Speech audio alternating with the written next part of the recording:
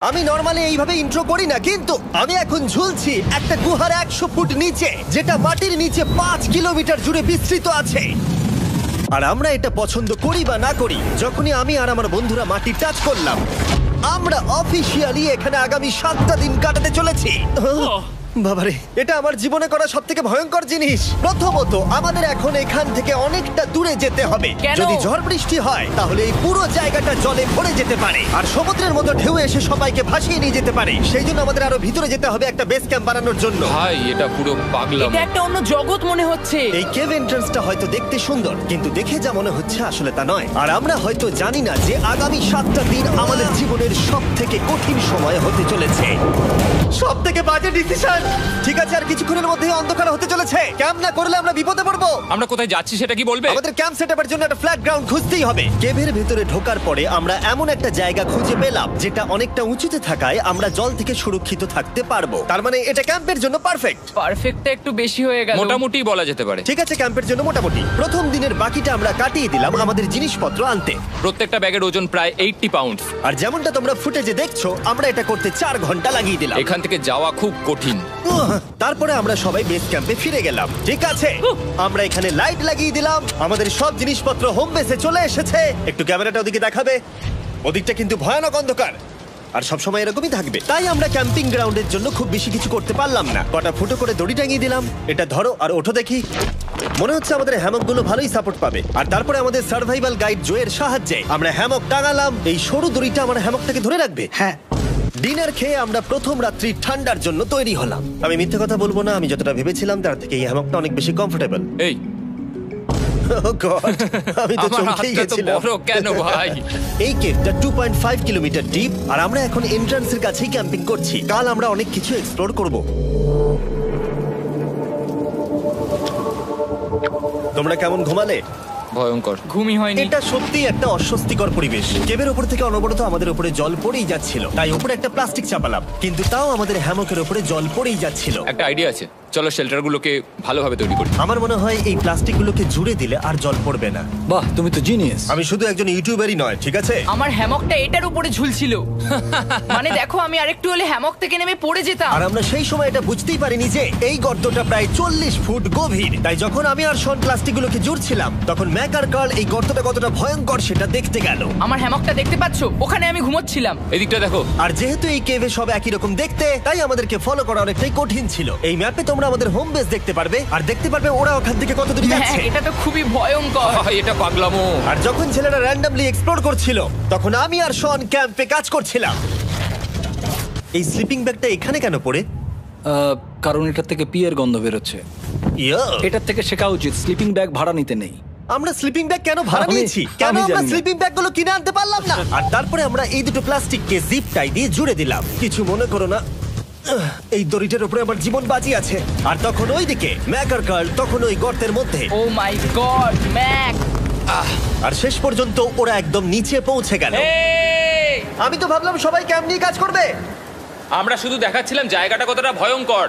না পড়লেই হবে, তোমাদের স্কিল নেই।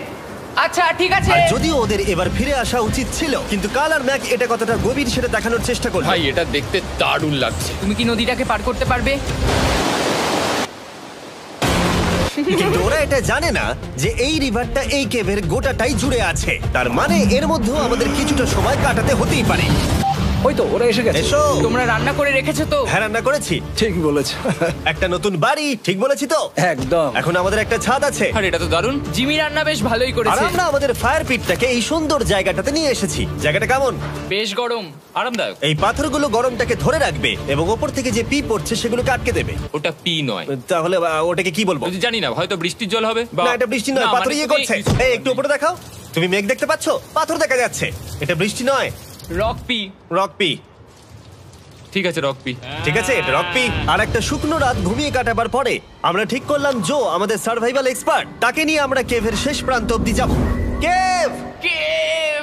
Cave, cave, cave! কেভ।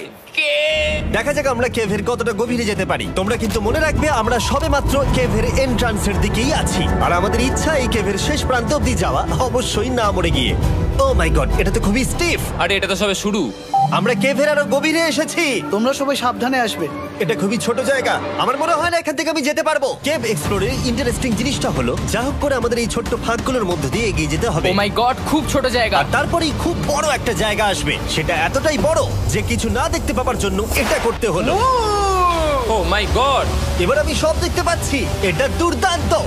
এটার তো অনেক আলো। ভাই জায়গাটা কতটা সুন্দর দেখো।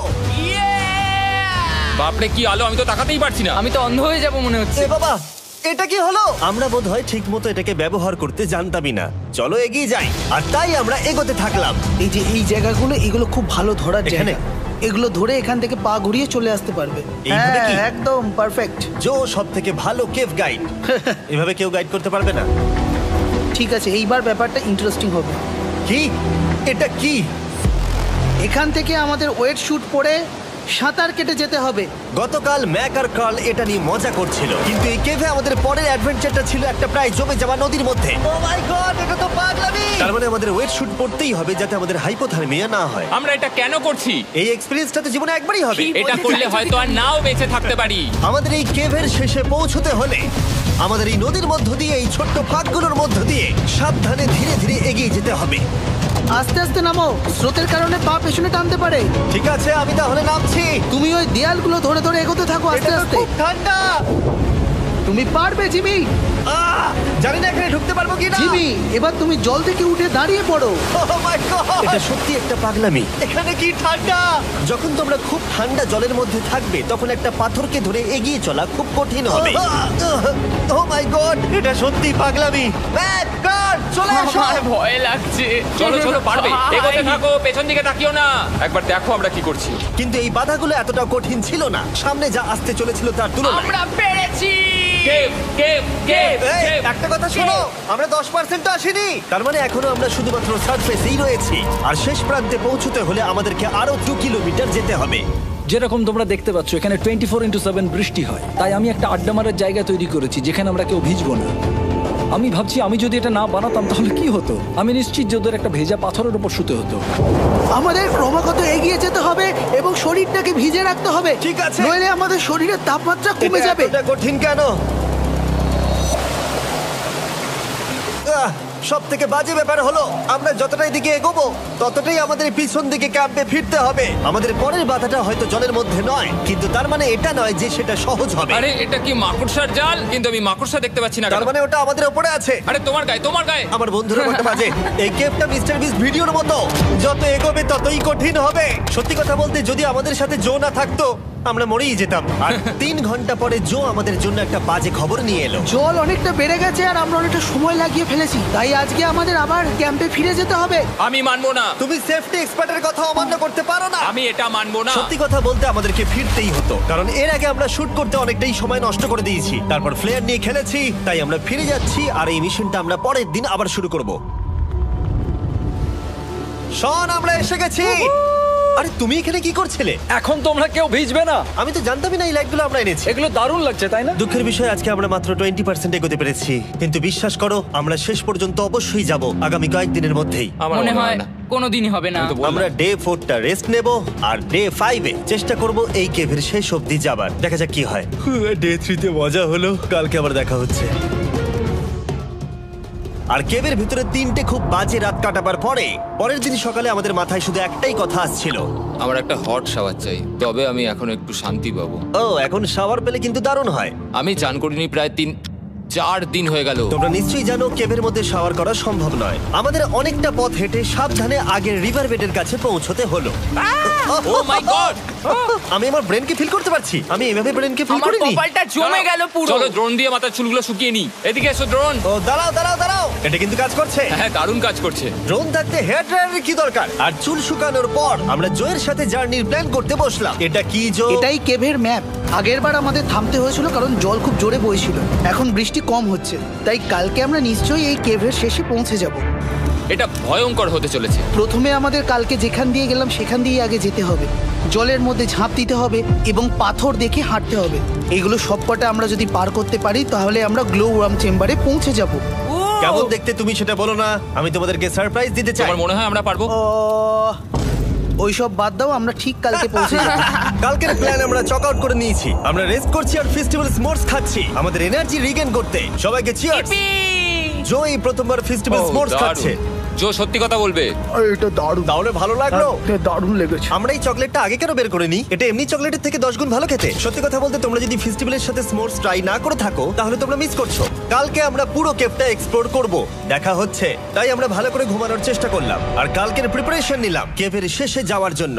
আমরা আমাদের জীবনের সবথেকে ডেঞ্জারাস জার্নি করতে চলেছি। ডে 3 এর অভিজ্ঞতা মাথায় রেখে আমরা কম শুট করেছি যাতে আমরা সামনের দিকে তাড়াতাড়ি এগোতে পারি।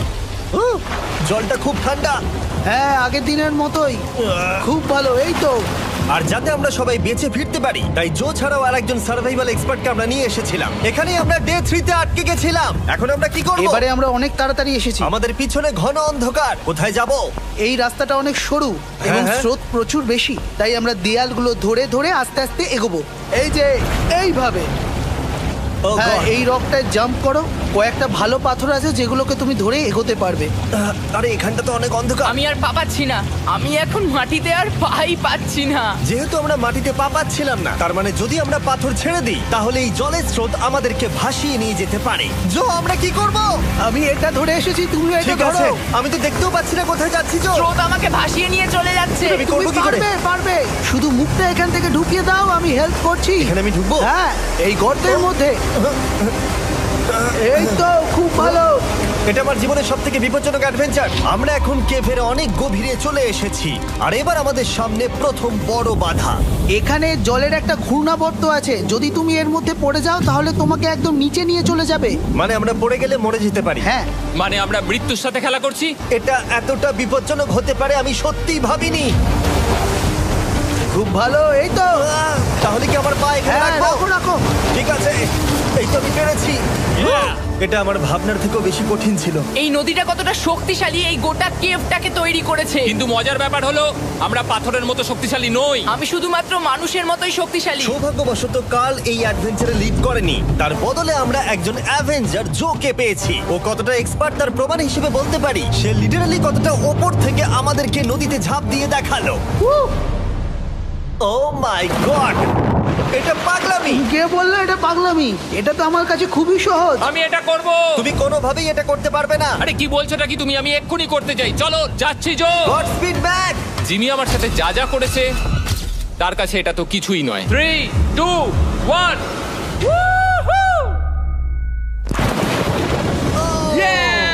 তুমি করবে? না, আমরা না এগুলো শেষ পর্যন্ত যেতে পারবো না।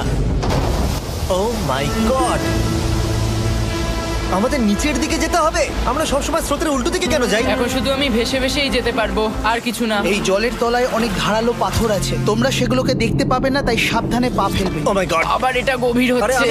আমার পা তো কিছুর উপরে রাখতে হবে। ছোট পাথরগুলোই একমাত্র বাধা ছিল না, মনে হচ্ছে আমাদের প্রতিটা পদক্ষেপে। ও ভাই, আমি কিচ্ছু দেখতে পাচ্ছি না। এটা খুব ভয়ঙ্কর। কেভটা আরো অন্ধকার হয়ে আসছিল এবং আরো সরু। আর তখন আমরা জানতাম না যে আমরা ফিনিশ লাইন অবধি পৌঁছতে পারবো কিনা। আমি ক্লান্ত হয়ে পড়েছি। এই কেভে আরো কঠিন বাধা আসার আগে তোমাদেরকে আমি কিছু দেখাতে চাইবো। জো, তোমার ব্যাগটা দাও। Thank you. তুমি জানো এর মধ্যে কি আছে? না, জানি না কি আছে। Brand new mister beast lab swamp. সত্যি কথা বলছি, গত 5 ঘন্টা ধরে যেহেতু আমি অনেক পরিশ্রম করেছি তাই কোনো মতেই এখন এটা আমি বলার মতো অবস্থায় নেই। তাই এটা শুট করার 1 মাস পরে আমি পুরো কেপ সেটটা তৈরি করলাম ফিউচার জিমি নেম ট্যাগ দিয়ে। তারপরে বললাম, হে আমি ফিউচার জিমি, আর আমি এখন তোমাদেরকে বলবো brand new toy line of mister beast lab swamp সম্পর্কে। এটা একটা কালেক্টিবল টয় লাইন আর এখানে 119টা ইউনিক ডিজাইন ক্যারেক্টারও আছে যা তোমরা কালেক্ট করতে পারো। আর সবথেকে দারুণ ব্যাপারটা হলো কোন ক্যারেক্টারটা তুমি পেয়েছো সেটা জানতে হলে এই টিউবে ওয়াটার দিয়ে নাড়াতে হবে আর তোমার সোয়ামস তোমার সামনে চলে আসবে। আর আমি এটা ডেমনস্ট্রেট করতে এই বিশাল বড় টিউবটাকে বানিয়েছি। এই টিউবটাকে জল দিয়ে ভরে দাও। তোমাদের এত জলের দরকার নেই, এটা অনেক বড় বলে এত লাগছে। ঠিক আছে, এটা এখন জলে ভর্তি হয়ে গেছে। এবার এটাকে একটু নাড়াতে হবে। এটা কি আর নাড়াতে হ্যাঁ হবে? হ্যাঁ, অনেক নাড়ানো হয়ে গেছে। এবার জল ঢালো এখানে। জো ঢালছে। আর জল ঢালার পরে তোমরা দেখতে পাবে তোমরা কোন সোয়ামটা পেয়েছো। এটা সব থেকে রেয়ার হাইপোক্রোম, যেটা মাত্র 1000টা বানানো হয়েছে। জো, এটা তোমার। Thank you so much. এটা চাই। আর এটা তোমার। কাল কি নেবে? আমার কাছে দুটোই ছিল। আর আমরা শুধু সোয়ামেই থেমে নেই, আমরা এই অ্যাকশন ফিগার প্যান্থার গুলো বানিয়েছি যেগুলো এই ব্রিফকেসে আছে। আর এই সোয়ার্মের মতো এই মিউটেটর যখন তোমরা কিনবে দেখতে পাবে এর ভেতরে কি আছে। কোথায় কিনবো? ভালো হয়েছে জিজ্ঞাসা করলে। মিস্টার বিস্ট ল্যাব টয়েস এখন তোমরা পৃথিবীর সব জায়গায় পেয়ে যাবে। এগুলো সব বেরিয়ে গেছে, তোমরা গিয়ে কিনে নাও। আর কেবের মধ্যে অনেক সমস্যা পেরোনোর পরে আমরা ফাইনালি পৌঁছে গেলাম গ্লো ওয়ার্ম চেম্বারে। ভাই এবার খুব ভালো লাগছে। ঠিক আছে টিম, তোমাদের গ্লো ওয়ার্ম চেম্বারে স্বাগত। এ তো দারুণ। এটা দারুণ লাগছে। ভাই এটা পৃথিবী মনে হচ্ছে না এখানে একদমই। যে আলো তোমরা দেখতে পাচ্ছ সেগুলো আসলে ছোট্ট ছোট্ট বায়োলুমিনেসেন্ট গ্লো ওয়ার্ম তৈরি করেছে। এটা দেখতে অনেকটা মিল্কি ওয়ে গ্যালাক্সির মতো লাগছে। ওয়াও! আর এই মুহূর্তটা, এই ভিউ, সত্যি বলতে এই ট্রেকের সমস্ত ক্লান্তি যেন দূর করে দিল। এখান অবধি পৌঁছানো যেন সত্যি একটা অ্যাচিভমেন্ট ছিল। কিন্তু এখন আমাদের যাত্রা শেষ হয়নি, কারণ আমাদের এখান থেকে এখন বেস ক্যাম্পে ফিরতে হবে। আজকে ডে 6 হতে চলেছে, এখনো ওরা আসেনি আর আমি খুব ক্লান্ত। আমার মনে হয় না আমি ভালো করে ঘুমোতে পারবো। ওদের জন্য খুব চিন্তা হচ্ছে। এই ট্রিপটা অনেকটাই সহজ ছিল কারণ আমরা স্রোতের সাথে ভেসে ভেসে যাচ্ছিলাম। আর যেহেতু তোমরা এই ট্রিপটা দেখেছো তাই আমরা এটাকে স্কিপ করলাম। কিন্তু সত্যি বলতে এই জার্নিটাও অনেকটা বেশি সময় নিল, কারণ আমরা ক্যাম্পে পৌঁছানোর আগেই 6 নম্বর দিন চলে এলো। শন, সবাই ঠিক আছো তো? আমার খুব চিন্তা হচ্ছিল। Happy day 6। ডে 6 খুব ভালো। এনার্জি বাড়াতে আমরা আগুনের উত্তাপ নিলাম এবং ফাইনালি আমরা কিছু খেতে পেলাম। এটা খুবই অ্যাডভেঞ্চারাস ডে ছিল। কালকে দেখা হচ্ছে, মানে আজকেই হয়তো। এটা হয় ডে কোনোদিন 6 হবে না। নাকি আজকে, না আমি জানি না। এত বড় ট্রেক সম্পূর্ণ করার পরে শারীরিকভাবে চূড়ান্ত ক্লান্ত হওয়া সত্ত্বেও জানি না কেন কিন্তু আমি একদমই ঘুমাতে পারছিলাম না।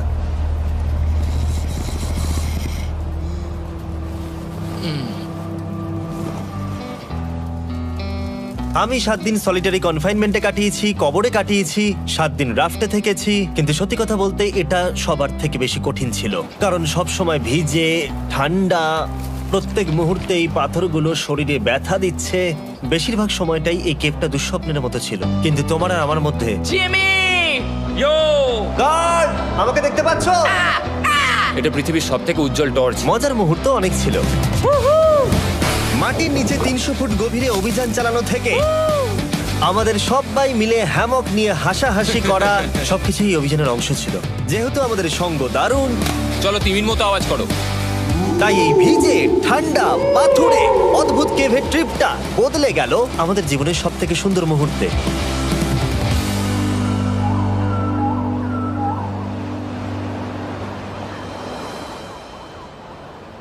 আমরা এখান থেকে যাব না যতক্ষণ না সবকিছু তোলা হচ্ছে।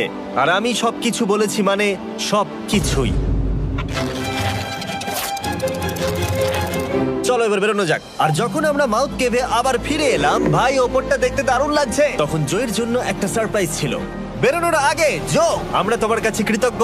তাই এই নাও $50,000 নিউজিল্যান্ড ডলার্স, 10,000 করে প্রত্যেক জনের প্রাণ বাঁচানোর জন্য।